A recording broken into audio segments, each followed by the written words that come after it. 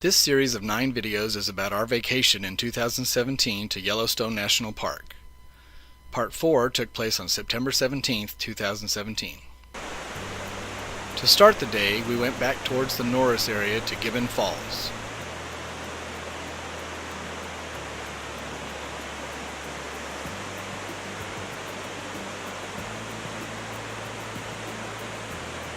This was quite possibly my favorite waterfall in the park, the way it cascaded over multiple levels and terraces.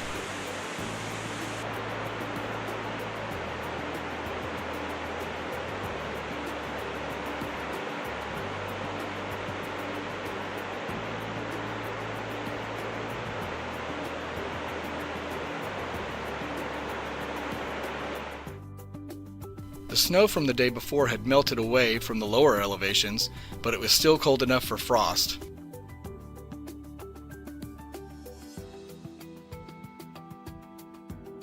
On the way to our main destination for the day, we drove through Firehole Canyon again, this time stopping at the Firehole Cascades near the end of the drive.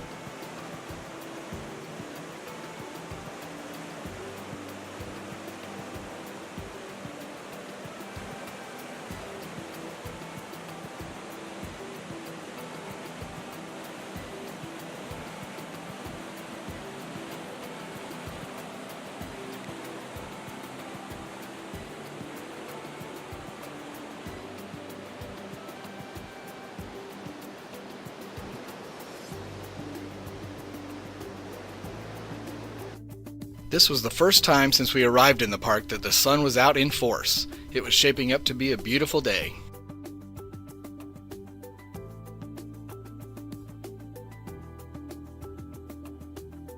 We passed by this guy, who looked like he'd had a rough night,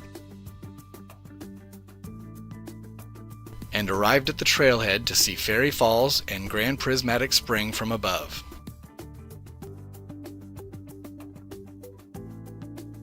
Geese were out enjoying the morning.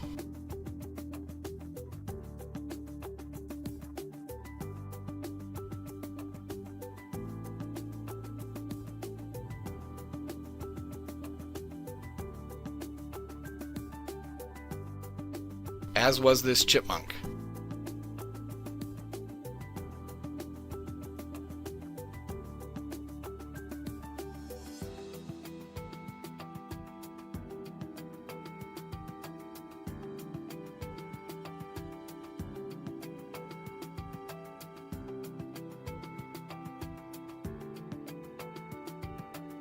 Remember this image for later.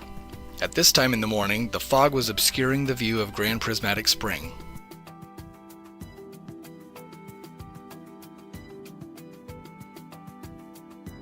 We did see some cool, otherworldly scenes though.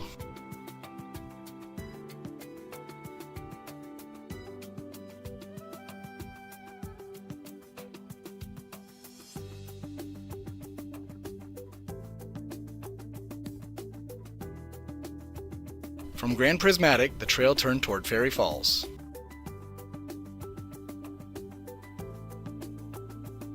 It was a little precarious in sections, but we made it.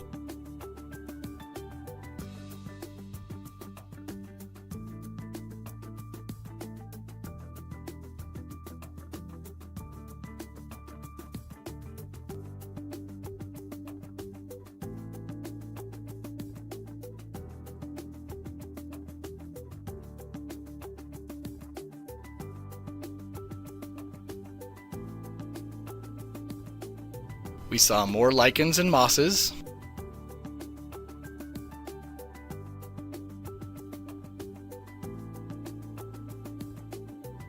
and a determined squirrel trying to get a pine cone.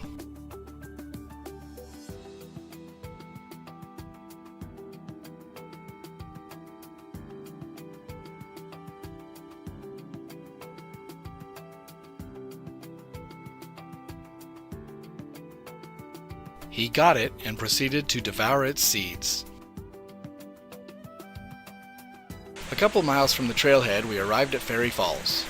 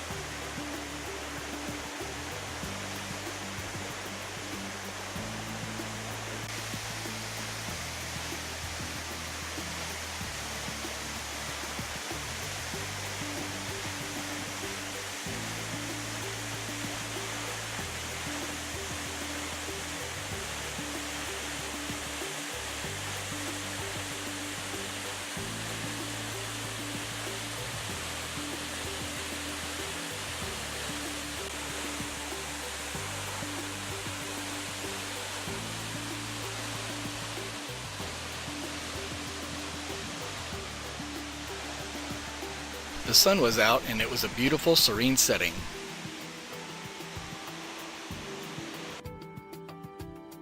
But it was time to move on. We could see our final destination from the falls. The steam rising in the distance was coming from Spray and Imperial geysers. The whole morning we had been walking through stands of young lodgepole pines, and it was more of the same as we headed towards Imperial Geyser. This is how tall the trees have gotten since they started growing after the fire that swept through the park in 1988.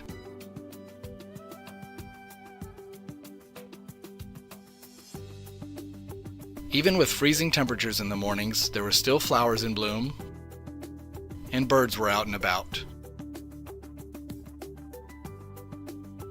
We ran into one critter that didn't mind our presence at all.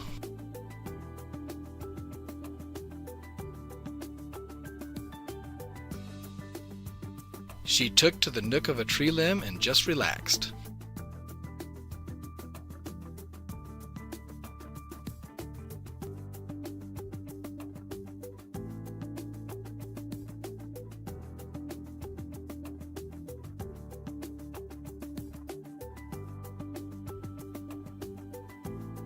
She almost went to sleep right in front of us.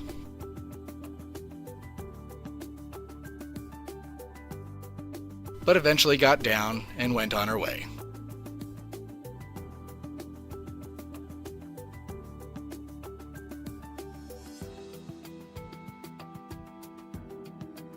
We reached Spray Geyser first, but had to observe it from a distance.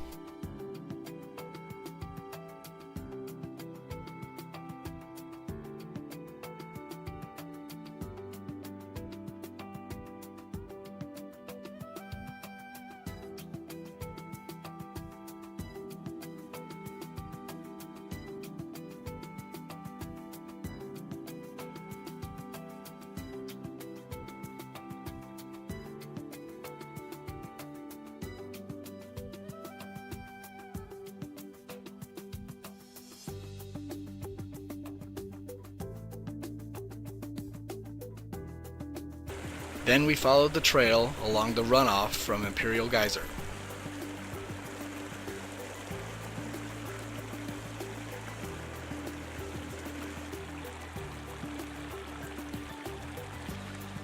There was more interesting algae,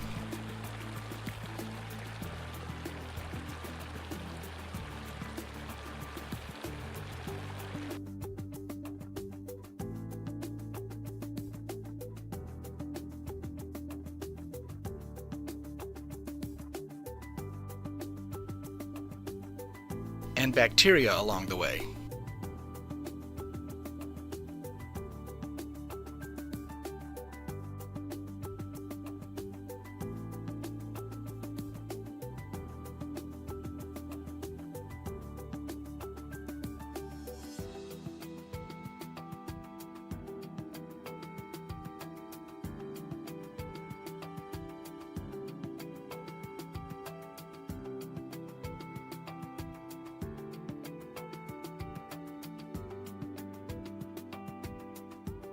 When we reached Imperial Geyser, it was erupting away.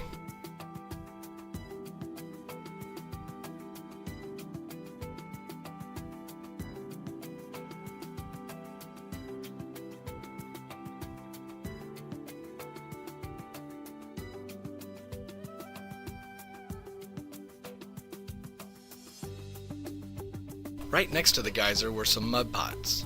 The cool thing about these was that we could walk right up to the edge of them. There was no boardwalk here. The boardwalks have been built for the safety of visitors and to protect the hydrothermal features themselves.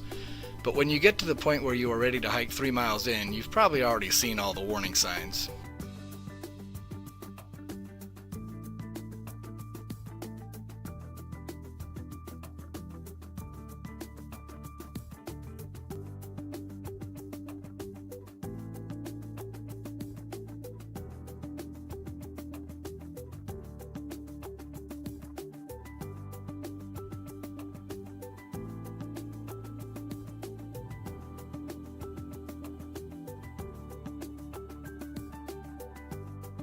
Because of the variety of features in a more natural setting with very few people around, Imperial Geyser was one of my favorite parts of the whole park.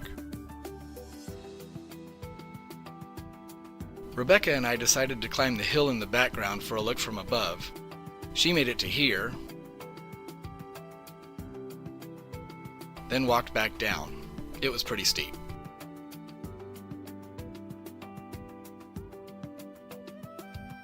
I continued to the top, and I was rewarded with an amazing view.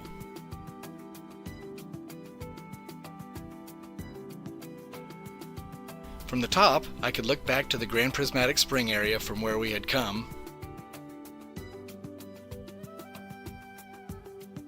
I could see Fairy Falls,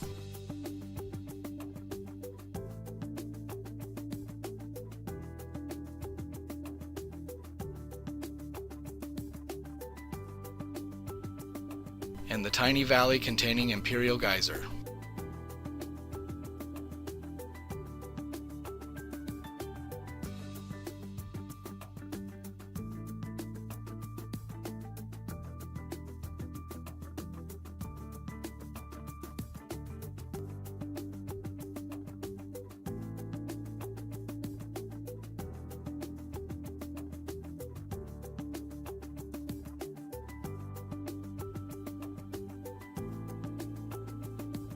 Eventually, it was time to climb back down and head back.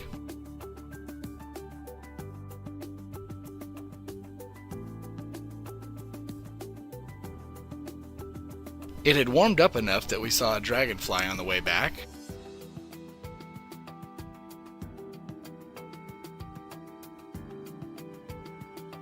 as well as a fuzzy caterpillar.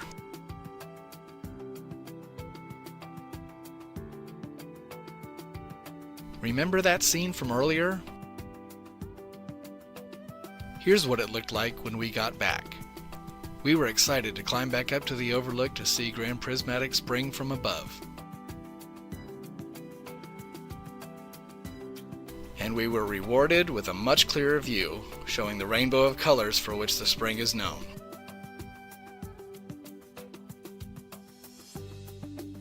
The colors of the spring show how the temperature of the water changes. The blue and green in the center shows the hottest water, where the few microorganisms that can live there don't reflect any color, and the blue comes from the water itself. The yellow band has cooled a little and shows the pigments from microorganisms that can handle quite a bit of heat. The maroon and oranges show where the water has cooled more and multiple bacteria can live. The brown is the coolest, though still warm, and contains the widest variety of microorganisms.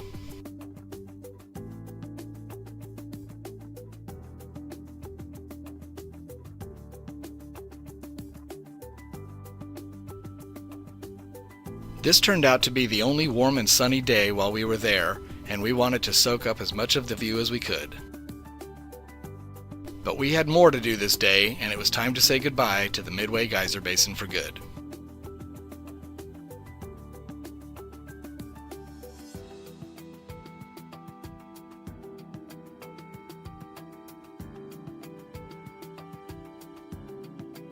Part 5 picks up where this one leaves off as we head back to the Upper Geyser Basin and Old Faithful.